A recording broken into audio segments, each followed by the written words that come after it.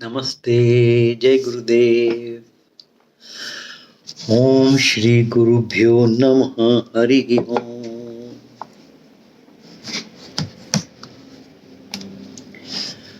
What is विवेक?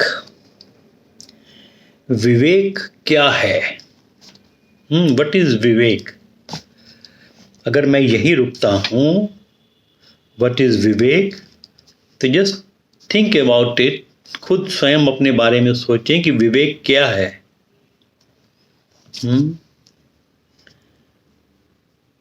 ज्ञान, बुद्धि, सतर्कता, विवेक। तो विवेक है क्या चीज? विवेक means knowing that everything is changing. विवेक, ज्ञान, सतर्क, इसका मतलब ये है कि हम जानते हैं कि सब कुछ चेंज हो रहा है, कि सब कुछ परिवर्तनशील है। यह विवेक है।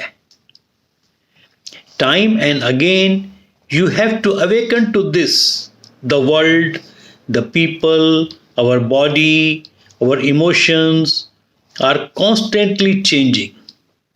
बार बार हमको इस चीज को समझना है, जागना है, जागृत करना है अपने आप को, ये समझकर ये सारा संसार, इमोशंस, बॉडी, ये सारा कॉन्स्टेंटली इसमें परिवर्तन आता रहता है।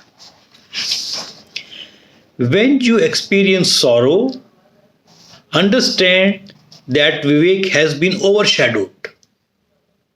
ये जो लास्ट की लाइन है ना, when you experience sorrow, understand that Vivek has been overshadowed.